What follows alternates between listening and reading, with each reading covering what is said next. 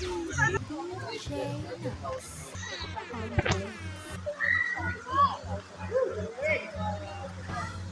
may maramdam niya na ang lima eh. Wala na. Patay na eh. Isay-isay nga yan sa... Ano mo yung huli? Pumalo siya bago siya tumakbo. Kasi ramdam ang broken na. Okay na.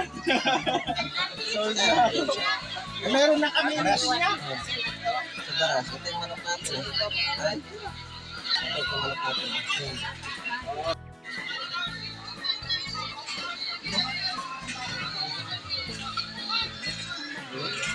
Ano yan? Natabungan. Nahawakan yan. Nahawakan yan. Gusto ba no?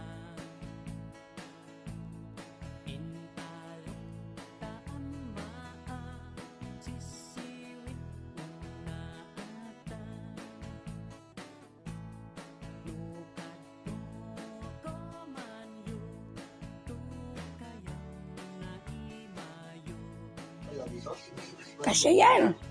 Ayan kasi yan dyan. Ayun. Yan. Malaking kawali.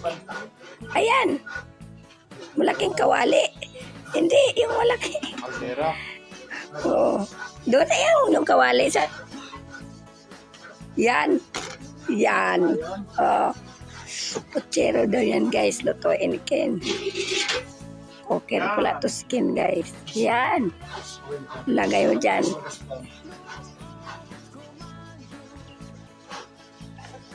Natin, pinapaluto natin. Hindi ko man alam yung magluto ng ganyan. Sensya na sa busis natin. Wala na, maos na guys. Nakakalimutan pala ako. Ano yun?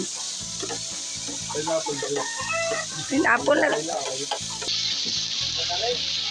Sa taas.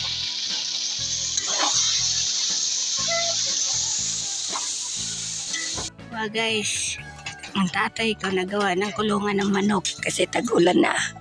Kaya gawa siya ng kulungan ng manok.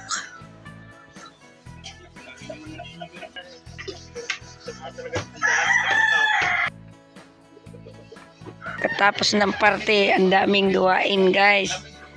Ayan, kaldero ni Kuya Mel. Baka mamaya pagalitan tayo natin linisan. Hindi na tayo peramin.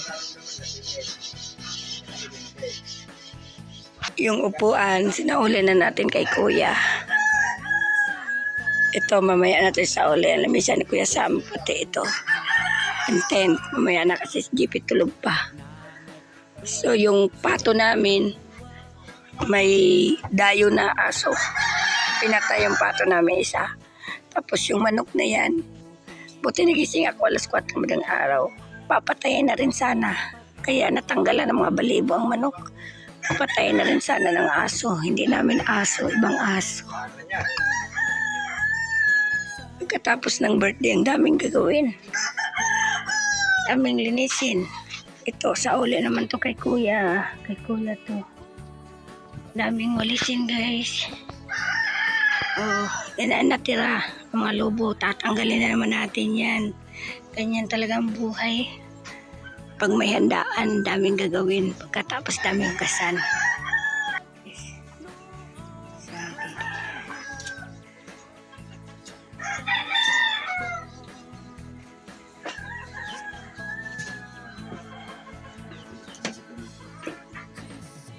Hilaw.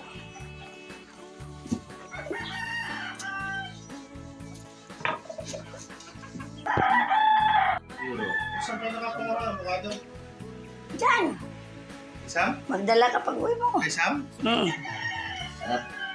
Parang kutsira. Sarap. Putero? Kumain na kayo. Putero wala. Hindi. Dali na. Sige na. Ayan na guys. Sarap. Yan na guys. Ang magluto sana, bumili ako ng ano kasi gusto kong lagyan ng sampalok sa asim. Ngayon sabi ni Ken, hindi Ken. Parang pangalo ng putsero ang binili mo. Ate, sabi ko, ano gusto mo? Siyempre, sige, magputsero tayo. Kaya siya na lang pinaluto ko. Para makatikim din tayo ng putsero niya. Magaling pala magluto si Ken dahil tuwing pista siya daw nagluluto sa kanila. Pasensya na sa bus natin guys. Salamat kay Ken sa pagluto. Ako naman mag-ihaw ng isda. At yung baboy. Yan ko. Thank you guys. Lame. Bukas daw, live siya ulit. Birthday ng isang manok nila. Guys, tingnan mo. Inog na yung avocado. Kita nyo dun sa vlog natin kay Kuya Sam. Hilaw pa to ngayon. Hinog na oh. Diba? Mamaya kainin natin.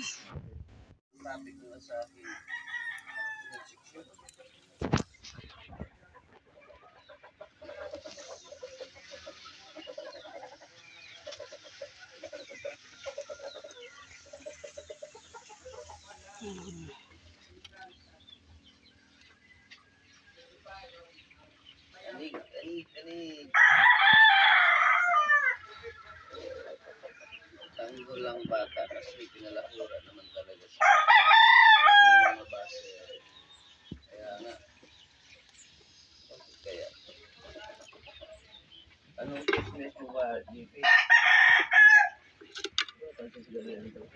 Ha?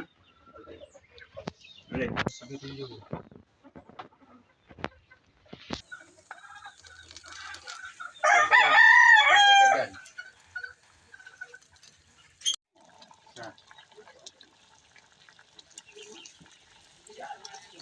Oh.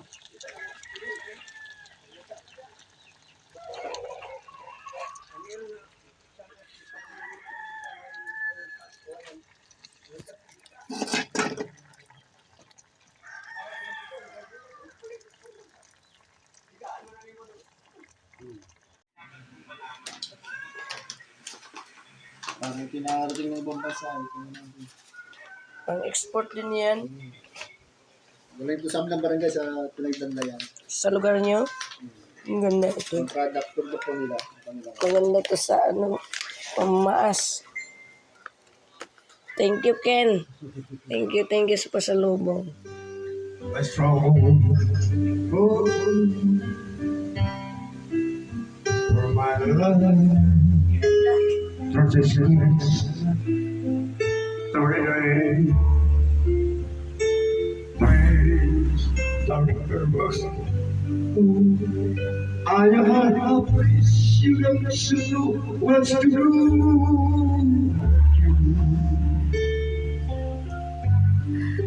While I will see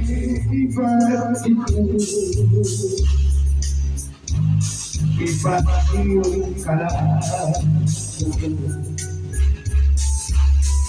bakit ang